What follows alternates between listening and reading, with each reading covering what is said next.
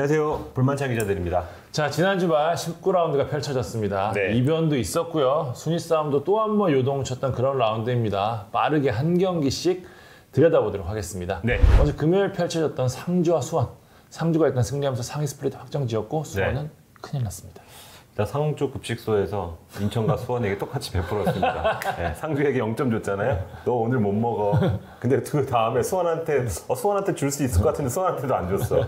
똑같이 승점 0점씩 한 팀에 잡히고 한 팀에 잡히는 이런 모습을 안 보여줬고 2연승을 따냈습니다. 일단 경기를 보면 수원이 잘했지만 그래도 후반 23분 이상기의 골을 끝까지 지켜낸 상주가 승리를 거뒀는데요. 진짜 수원이 나쁘지 않았습니다. 네, 나쁘지 않았어요. 골대도 이제 2번 맞추고 김태환과 김건희가 골대를 맞추고 그리고 골키퍼 선방도 있었고 마지막에 크리피치의 결정적인 슛도 있었는데 맞아요. 이제 골대를 빗나가면서 이거는 상주가 잘했다기보다 수원이 조금 못해서 패한 그런 시나리오로 좀 이어졌고요. 일단 상주 같은 경우 먼저 말씀드리면 이날 승리로 인해서 이제 쌍스를 지금 확정을 했습니다. 그래서 이제 이제 스케줄이 다 나왔죠. 다이렉트 강등이 지금 결정이 됐고, 네. 그래서 마지막 한 장 12위만 이제 상주가 손을 잡고 이제 내려가게 됐습니다. 맞아요. 그래서 11위가 굉장히 중요해졌는데 공교롭게도 11위가 지금 수원이에요. 네. 그래서 이날 경기 그리고 인천과 강원전을 돌아보면 인천이 또 승리를 했잖아요. 맞아요. 그래서 6점까지 벌어지면서 한숨을 쉬었는데 다시 3점으로 좁혀졌습니다. 그래서 남은 경기에서 수원이 좀 더 압박감을 받은 상태로 이제 시즌에 치를 수밖에 없다. 고 말씀드리고 싶습니다. 그리고 상주 진짜 대단한 것 같아요. 예, 전역했죠. 주요 선수들이. 그리고 이미 강등이 결정된 시즌이었잖아요. 팩트만. 예, 근데 어떻게 이렇게 잡으려고. 그리고 이날 경기에서도 후반 40분인가 뭔가 그 사이드라인 밖으로 나가는 공이 있었어요. 근데 거기서 김태환 감독 그 공 소유권에 대해서 심판한테 항의를 하더라고요. 그 정도로 이기고 싶었던 거예요, 뭔가. 팩트만. 네. 정말 대단합니다. 3위입니다. 지금 최소한 5위를 확보한 것 같아요, 지금.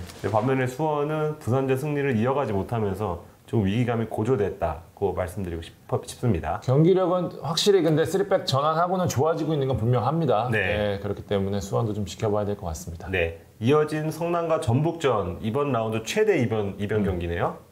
전북이 네. 큰일 났어요. 성남이 잘하기도 했지만 네. 전북이 못했어요. 그러니까 예전에도 이야기한 적이 있는데 사실 전북이 초반 좀 부진하고 여름부터 상승세 타서 가을 무렵에는 절정으로 가는 게 전북의 항상 이 시나리오였는데 네. 지금 전북 여전히 좋지 않습니다. 구스바로 영입 효과로 이제 흐름을 중반에 잠깐 탄 거 이후에는 시즌 내내 2% 부족한 모습인데요. 일단 표면적인 이유는 김진수 이적 얘기하지 않을 수가 없습니다. 올 시즌 전북이 진 경기에서 모두 김진수가 없었어요. 네, 그만큼 중요한 선수였는데 저는 개인적으로는 김진수를 왜 이렇게 보내는지 아직도 이해가 안 됩니다. 사실 이적 과정 저를 썰로 풀어드렸지만 김진수가 나가려고 마음먹은 게 사실 재계약 과정에서 받은 마음의 상처였는데 여러모로 김진수한테 좀 유리하다. 왜냐면 리그에 이제 좋은 풀백, 왼쪽 풀백 자체가 없죠. 여기 전북급이라고 볼 수 있는 선수는 홍철이 유일했는데 홍철 울산 갔단 말이에요. 그러면은 김진수의 공백을 메울 수 있는 외부 자원이 전무하다시피 한 상황이기 때문에 김진수한테 잘해줬어야 되는데 거의 협상 과정에서 홀대하다시피 했단 말이에요. 그렇기 때문에 결국 거기서부터 시작한 부메랑이 이적으로 이어지고 현재 결과로 이어졌는데 사실 이날 경기도 왼쪽 자리에서부터 문제가 생기면서 그렇죠. 첫 골이 나왔죠. 네. 그럼 전체적인 수비 견율이 오면서 어려운 경기를 했단 말이에요. 그러니까 김진수 공백에 대한 부분은 올 시즌뿐만 아니라 다음 시즌에도 두고두고 올 수 있는 부분이다. 이렇게 좀 말씀드리고 싶고요. 개인적으로 좀 모라이스 감독에 대한 아쉬움도 좀 이야기하고 싶은데 이날 이용까지 빠졌잖아요. 네, 그렇죠. 좌우 풀백이 모두 빠졌단 말이에요. 주전 풀백이. 물론 이주영, 최철순도 대표급 선수긴 하지만 지금 현재 전북의 측면 자리에 문제가 있다라고 하면은 저는 전술적으로 4-2-3-1로 바꾸고 손준호 파트너로 신영민을 넣고 수비 시에 이제 센터백이 좌우로 크게 벌리면서 가운데 신영민 내려가서 커버가 들어갈 경우에는 저는 좌우 풀백에 대한 부분도 어느 정도 해결할 수 있을 거라고 봤는데 그대로 4-1-4-1. 손준호 선수가 물론 스탯도 그렇고 올 시즌 대단히 잘해주고 있긴 하지만 1자리에서 수비력이 아주 좋은 선수는 아니란 말이에요. 근데 여전히 그걸 고집하면서 상대하게 다시 한번 일으켰고요. 물론 이날은 이제 약간 지쳤던 구스바우로 후반에 넣는 변화를 일부 주기도 했지만 공격이 단조로워서 위력을 발휘하지 못했어요. 그러니까 이런 좋은 선수들을 가지고 시즌 내내 좋은 경기가 안 나온다? 이건 우승 경쟁 여부를 떠나서 좀 문제가 있다고 봐야 될 것 같습니다. 전북이 이 위기를 넘기기 위해서는 반드시 해결해야 되는 부분이에요. 성남은 시즌 첫 홈 승리를 이제 전북을 상대로 거뒀습니다. 네. 성남 확실히 좋습니다. 뭐 빌드업 뭐 말할 것도 없고요. 지쳐 보였던 수비진 이날 안정감 보이면서 원래 모습 찾았고요. 저는 이제 수비 블록 형태를 주목하고 싶은데 상대가 확실히 볼을 점유하고 있었잖아요. 그럼에도 불구하고 뭐 슈팅이나 결정적 기회는 많이 주지 않았거든요. 이게 수비 블록이 굉장히 잘 되어 있는 건데 이거는 성남이 굉장히 잘 만들었다. 뭐 이렇게 얘기 드리고 싶고 여기에 좀 마무리의 약점이 있었는데 이날은 정확하게 상대 약점을 공략하는 포인트가 대단히 좋았습니다. 김남일식 성남이 얼마나 수준 높은지 좀 보여주는 경기였고요. 수적 열세까지 극복하고 거둔 승리만큼의 성남의 이번 경기 승리 여운이 좀 진하게 이어질 거다. 이렇게 좀 전망하고 싶습니다. 근데 팀 간 상성이 진짜 있나 봐요. 성남이 지난 전북 원정에서도 깜짝 무승부 거뒀잖아요. 올 시즌 전북과 2경기에서 패하지 않았고요. 반면에 광주는 울산 상대로 2경기에서 패하지 않았습니다. 확실히 그런 게 좀 있는 것 같다. 맞아요. 강원도 전북에 강했고. 그렇죠. 네. 그런 좀 느낌이 드네요. 자, 기성용의 상암 복귀전이었던 서울 부산전 한번 들여다보도록 하겠습니다. 1대1로 끝이 났습니다. 네, 일단 기성용은 지난 경기에 비슷한 후반 중반에 투입돼서 비슷한 시간을 경기장에 누볐는데 그거 이야기는 좀 이따 하고 이제 경기부터 보면 서울이 잡을 경기를 놓쳤다고 정리할 수 있을 것 같아요. 전반 24분 그 박주영의 크로스를 도스톤백이 자책골로 연결하면서 서울이 기분 좋게 앞서갔습니다. 그리고 이제 후반 18분에 부산 골키퍼 김호준이 고요한에게 파울을 범하죠. 네, 그래서 이제 페널티를 살피는 VAR이 작동이 되고 여기까지 분위기가 너무 좋았어. 그래서 만약에 페널티가 인정이 되고 득점까지 성공을 했다면 경기가 자연스럽게 서울 승리로 그 흘러가는 분위기였는데 이게 지금 취소가 되죠. 그 과정에서 박주영의 핸드볼 파울이 있었다는 그 판정이 내려졌고, 예, 그리고 후반 39분 거의 아마 마지막 기회였을 것 같은데 여기 김정현이 세트피스에서 헤더로 동점골을 넣습니다. 그러니까요. 예, 그래서 지금 찬물을 뿌렸죠 김정현이. 그래서 그대로 1대1 무승부로 끝났습니다. 이날 경기에서 딱 2명 정도를 주목할 필요가 있는데 먼저 김정현 선수. 이날 후반 30분 투입한 다음에 2분 만에 득점을 했어요. 근데 이날 경기가 올해 첫 경기였습니다. 네, 그래서 올해 영입을 해서 이제 근육 부상으로 내내 고생을 하다가 이날 처음으로 기회를 받았는데 아마도 지금 박종우랑 교체된 걸 보면 중원에서 기성용이 들어왔으니 기성용을 지워라. 뭐 이런 임무였을 것 같아요. 이 선수가 예전에 그 영입했을 때만 해도 막 보도자료 그렇게 나왔죠. 뭐 파이터형 미드필더다. 그런 임무를 좀 맡겼을 것 같은데 세트피스에서 뜬금없이 진짜 너무 완벽한 헤딩골을 넣으면서 뭔가 그동안의 울분을 좀 토해냈다. 이 선수가 과거에 중동고 나오고 각급 청소년 대표 거치면서 나름 유명한 선수였어요. 네, 나름 유명했죠. 테크닉으로 좀 유명했던 선수인데 일본 부대 거쳐서 일본에서 크게 성공하지 못하면서 2016년에 광주로 오죠. 그리고 이제 성남에서 빛을 보는데 여기서 스타일을 좀 바꿔서 뭔가 좀 많이 부딪히는 그런 스타일로 부산까지 갔어요. 그래서 부산에서 큰 기대를 받았던 선수인데 이제서야 좀 나타났다. 그래서 박종우, 권혁규, 이규성, 김진규 조금 부족했잖아요. 뭔가 조합도 잘 안 맞고 체력적으로 좀 떨어진 모습 보였는데 김정현이 여기에 좀 힘을 넣을 수 있을 것 같다. 그 생각이 들었고요. 또 다른 플레이어는 아무래도 키성룡 말해야 될 것 같아요. 기성용이 투입되는 시기를 보면 그 VAR이 가동되기 전이에요. 예, 그러니까 그 그냥 인플레이 상황에서 감독이 준비시키죠. 나가라. 근데 갑자기 VAR이 작동이 되고 그래서 기성용이 나가면 오늘 그냥 꿀 빨겠는데 2대0 지키면 되겠는데 아마 그것도 바랬던 것 같아요.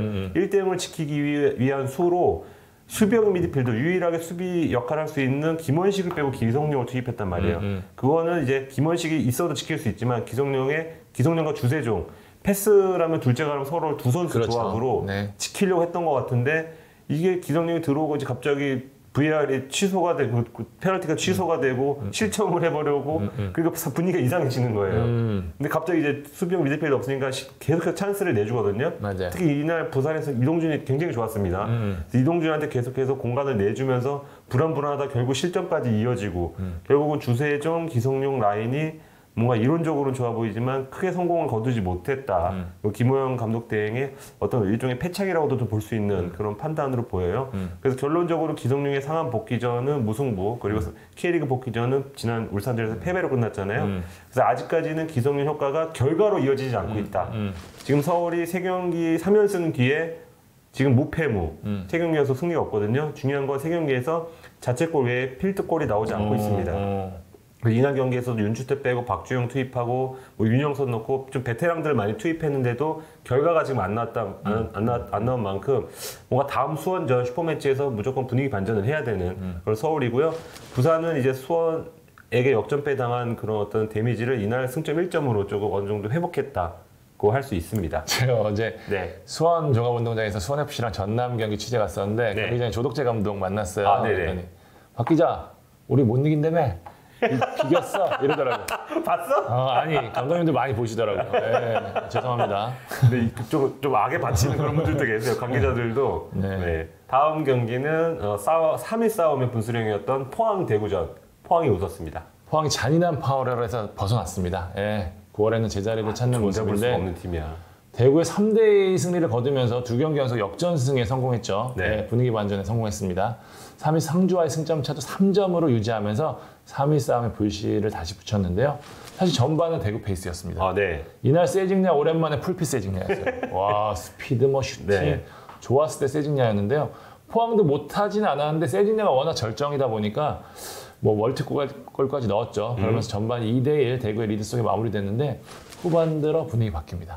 선봉장은 파나시오스. 네.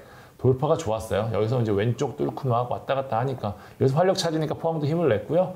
일류첸코, 고영준, 김기동 감독이 계속해서 공격적인 선수 교체를 통해서 이제 공세의 수위를 높이면서 끝내 경기를 뒤집었는데 두 번째 골 진짜 멋있었어요. 그죠? 최영준 백힐을 딱 해가지고 팔라시오스 마무리 들어가는데 요 골은 진짜 제가 최근에 본 골 중에 가장 완성도 있는 골이 아니었나 싶고요. 강상호는 이날 왼쪽 풀백으로 나섰는데 후반 오른쪽 날개로 자리를 옮기자마자 송민규의 결승골을 어시스트했습니다. 자신의 진가 다시 한번 알렸고요. 대구는 확실히 후반 세징야가 안 보이니까 공격이 안 풀리더라고요. 무엇보다 이제 이날 정태욱이 다시 돌아오면서 베스트 수비로 나섰음에도 불구하고 3실점. 아홉수라고 치부하기에는 지금 대구 전체적인 경기력에 문제가 있습니다. 지금 확실히 3위 경쟁에서 좀 밀리는 모습 보이고 있는데요. 스쿼드 뎁스 이야기하지 않을 수가 없는데 확실히 에드가가 지금 자주 다치고 있죠. 김대영 부진하면서 이 자리 채울 수 있는 선수 부족하고요. 수비도 지금 계속해서 같은 라인업 나서다 보니까 지금 어쩔 수 없는 문제 드러내고 있는데 대구는 지금 오히려 상위 스플릿 경쟁에서도 지금 주춤하면 한두 경기 주춤하면 좀 위기를 나올 수 있다는 점에서 빨리 9수 넘기는 게 중요할 것 같습니다. 네. 다음은 강원 인천전. 여기서도 이변이 나왔네요. 자, 이 경기 진짜 저 아까 말씀드렸지만 수원 네. 종합운동장 있었는데 이 경기만 보고 있었거든요. 와, 쫄깃쫄깃했어요. 네. 맞아요. 그 표현이 딱 맞아요. 네. 인천 DC 무섭습니다. 사실 여러모로 강원 쪽에 쏠리는 승부였어요. 강원이 이제 지난 라운드에서 전북 잡았죠. 네. 결과도 결과지만 일단 내용이 좋았단 말이에요. 반면에 인천 상주에 패했는데 이전까지 꾸역승 패턴에서 어쨌든 2연승을 했지만 내용이 부실했기 때문에 이 상주전을 통해서 미천이 다 드러난 게 아니야? 이런 이야기 나왔거든요. 전반전만 하더라도 이게 맞아떨어지는 것 같았어요. 왜냐하면 강원이 3백을 내세우고도 지난 경기보다 점유율을 높이면서 약간 좀 강원스러운 축구를 했었거든요. 자신감도 좀 있어 보였고. 그렇죠. 상대가 인천이니까. 인천도 네. 잘 잠궜지만 무고사가 계속해서 고립됐단 말이에요.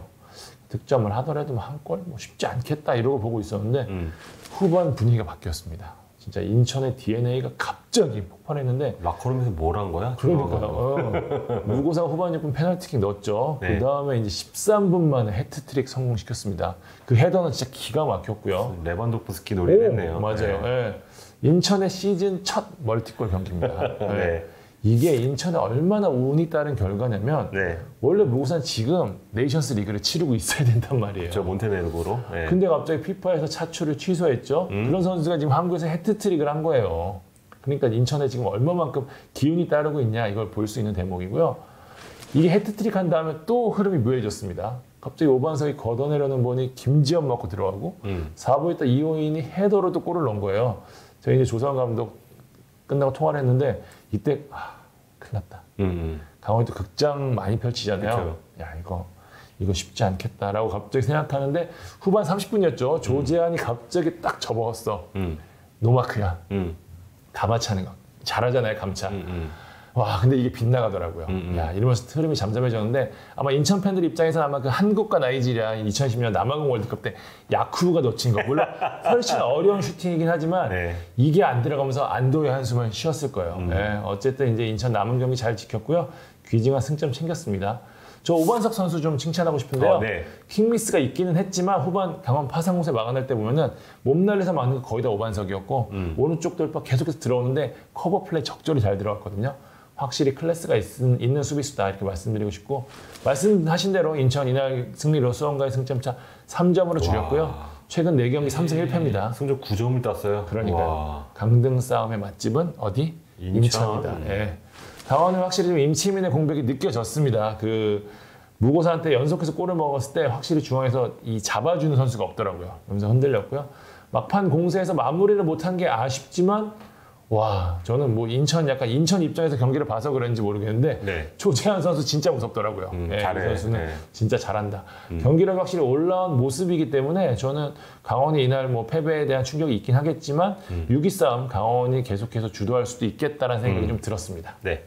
자 마지막 경기 가도록 하겠습니다. 울산과 광주전입니다. 야, 이건 뭐 예측을 50% 하는 것도 너무 힘든 것 같아요. 네. 울산이 광주 그러니까.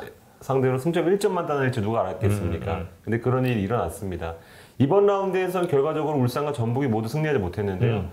기록 찾아보니까 지난 5월 말이었죠. 4라운드 이후 이번에 처음이더라고요. 둘 중에 한 팀 무조건 승리하는 그런 패턴이었는데 두 팀 모두 좀 이변에 희생이 됐고 지금 울산 같은 경우에는 그 4라운드에서 광주 원정에서 1대1 무승 거뒀는데 같은 팀을 상대로 또 똑같은 스코어로 이번에 홈에서 무승부에 그쳤습니다. 일단 경기를 보면 뭐 울산은 이미 전북이 패한 걸 알고서 이제 경기에 임했잖아요. 그러니까요. 승점 7점째 벌릴 수가 있다.